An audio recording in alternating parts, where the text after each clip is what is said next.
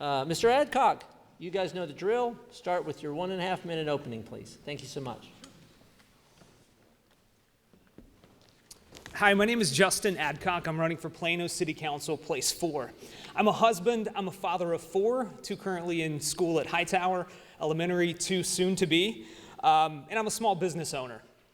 Tonight, you're going to hear a lot of people say that they're originally from Plano or they've lived here, 30 or 40 years. That's not the case with me. I'm originally from Louisiana. To hear my father tell it, our poor Scotch-Irish ancestors were immigrating across the U.S., and the only reason they stopped in Louisiana is because they thought they were in Texas. So, turns out they were about 3 miles short, but we finally made it. So, I moved here in 2009 with my wife. We visited numerous cities in numerous states, and we finally decided on Plano because it was a safe, good community that we knew would be fantastic to raise our kids in. Because I've lived in different cities, I have a good perspective of what it's like to live in a city where the police isn't that great, where you have a rising crime rate, and you have a downward spiral where wealthy people leave the city. I know what it's like to live in a place that doesn't have a fiscally responsible government, where they have to raise taxes continually, where they don't have good schools and you can't get good companies to come there. So I realize how precious these things are, and I will fight to protect it. Thank you.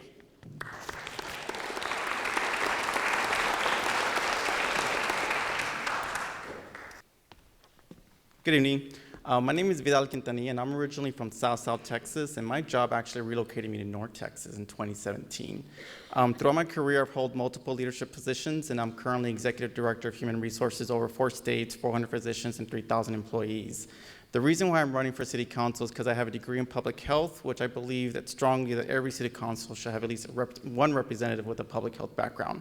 My career has been in healthcare, my career has been in human resources, and I think those are skill sets that are needed for our City Council, especially with all our city employees, municipal employees, the current budgets, the current FTEs, and all that speculation between the practices that we have 2 different hiring practices between our fire department and our police department, where I think they need a strong foundation and reevaluation of how we hire certain individuals in the processes. So I'm Vidal Quintanilla. I'm running for Plano City Council, Place 4. Thank you.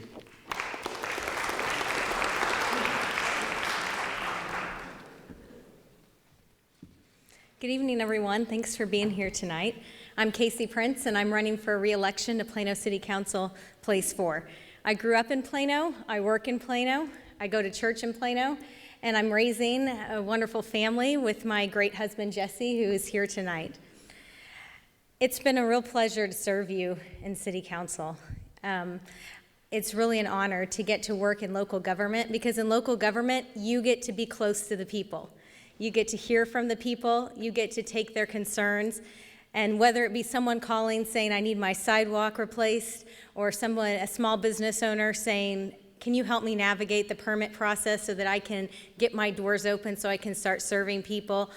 All of those things I don't take lightly, and it's a real honor to get to help people. And that's simply why I'm doing this. I don't have a personal agenda. I'm here to help make people's lives better. And I would love to keep being able to do that for you. If I'm reelected, I will focus on keeping you safe. I'm honored to have the endorsement of the Plano Firefighters Association and the Plano Police Association, and that's been my priority, and it will continue to be my priority. We also need to invest in our infrastructure. We've seen from the winter storm that that's not something that you can wait on. You have to be prepared for that, and we have to invest in aging roads so that you can get moving and not be slowed down. We also need to make sure that we invest in our mature neighborhoods and keep our neighborhoods strong. Thank you.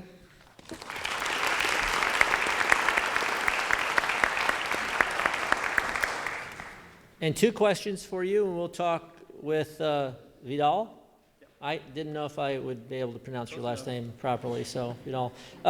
First question, what is your view? This has been a national issue. It's impacted the state of Texas and even locally in Collin County. That's why I'm asking these. What is your view of the protests by organizations such as BLM and Antifa? And I note those because those are the ones that have happened here. There may be others. You can address that as well. What is your view of the protests by organizations such as BLM and Antifa? And what policy should Plano police and fire departments reference or pursue when faced with protests that turn violent?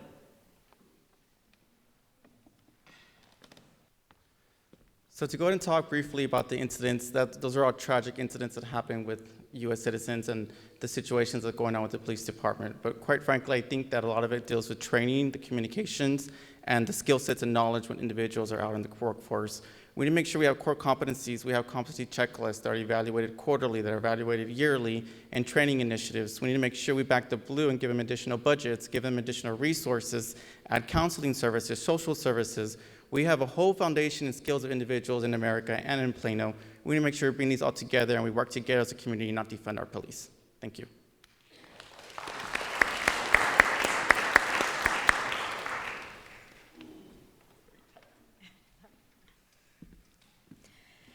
Well, I was so proud of our police department, how they handled the protests in Plano.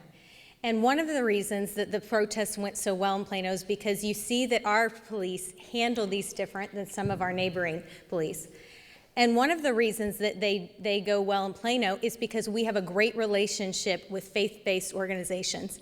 There was one protest that we found out about one morning, and it was going to take place in front of a church. And we contacted the city, and that church opened their doors and asked the chief of police to come in, sit down, and talk to the protesters before. That immediately de-escalated the situation.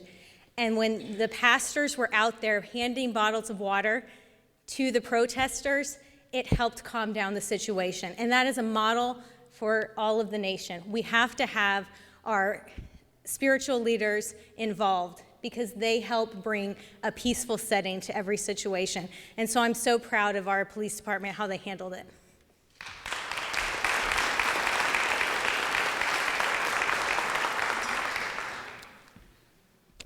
First, I'll say I think we have the absolute best police department in the entire country. I think that they stand heads and tails above the rest. To answer the question specifically, how to handle police interaction when it gets violent, I think the first thing we have to do is first thing we have to consider is the preservation of life. That preservation of life for the police officers as well as the protesters.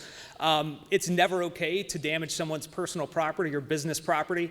But when it comes down to it, we need to make sure that our police have the resources they need to do their job, and just encourage communication so that it never gets to that point. Thank you.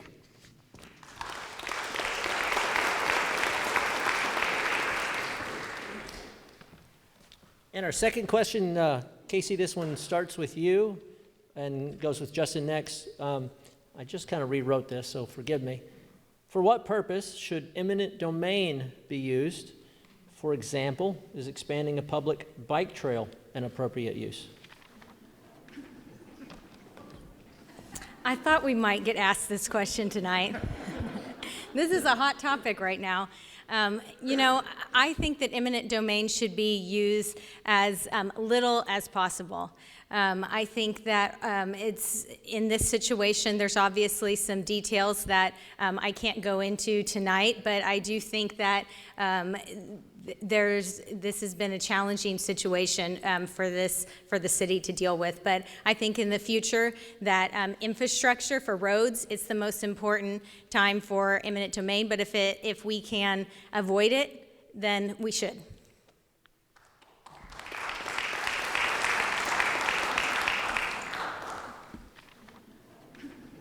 I think that eminent domain should be used absolutely as little as possible. In the particular case of Ms. Seife's Montessori school, I've actually been there. I've visited the classrooms, and it's absolutely a beautiful facility. I don't think it should be used in that case. Again, it should be used as a last resort when all other options have been exhausted, primarily for roads and hospitals. Thank you.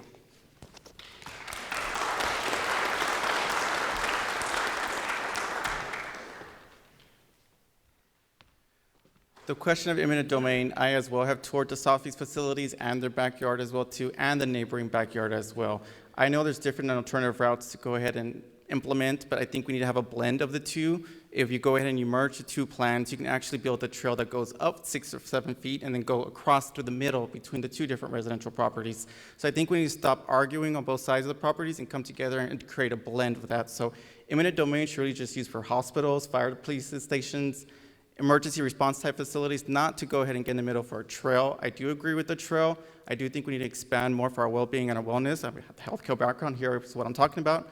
But we still need to come up with a proper blend and in between. We shouldn't be picking the sides and digging our heels. I think we should come up with a process. But there's legal battles going on right now, and we can't discuss the certain parts of those unless you've already subpoenaed the records yourselves. Thank you.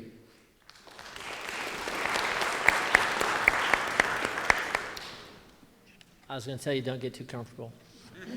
Because now we're at closings, and you get to go first, Vidal. It's 1.5 minutes, and then we'll go with Kayci and Justin in that order.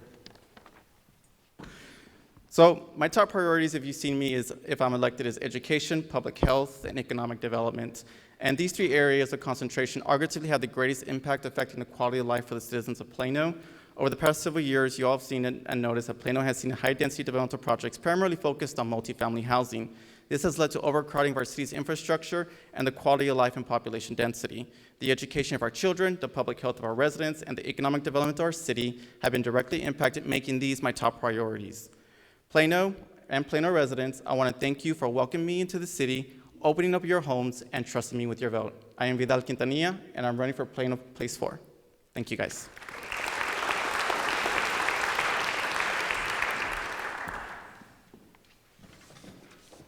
As I said, it's been an honor to serve the citizens of Plano for the last 4 years.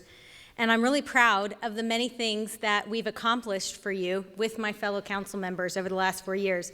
Things like increasing the number of school officers in our school, school resource officers in our schools, and working with the North Texas Municipal Water District member cities coming together to agree to a new contract that will benefit our citizens for generations to come. I'm also proud of the way that I've been able to work together with all of my colleagues to solve problems and to bring solutions to the table for you.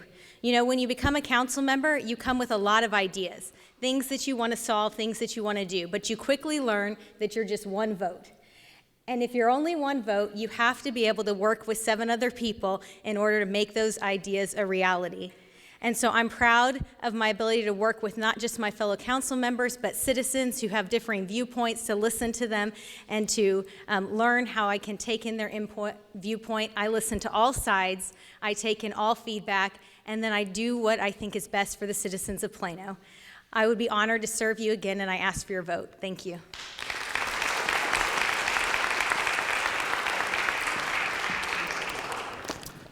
Thank you. You know, this is a really exciting race that we have, and one of the most important ones in our time. We have the opportunity to elect the first Asian American woman as mayor in Plano's history, the first truly conservative city council in a very long time. I'm proud to say that I've been endorsed by the Collin County GOP, but I'd like you, if you haven't had the chance yet, drive around town and just look for signs, because we have a message that's resonating from people from all walks of life. Not just wealthy enclaves, but every corner of the city. You know, Thomas Jefferson wrote in the Declaration of Independence, "We hold these truths to be self-evident that all men are created equal, that they're endowed by their Creator with certain inalienable rights that are life, liberty, and the pursuit of happiness. As far as life, or pro-life, as far as the unborn, those in poor or who are in poverty, the homeless, the disabled, minorities, with liberty, we believe people should live free without fear of government interference, and the pursuit of happiness to provide for the amenities that we love and to be good stewards of our tax money." I'm asking for your support on May 1st to be elected to the City Council in Place 4 to make Plano city government for the people and by the people. Thank you.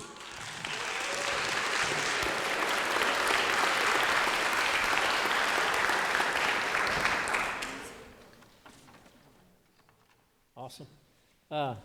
Thank you very much.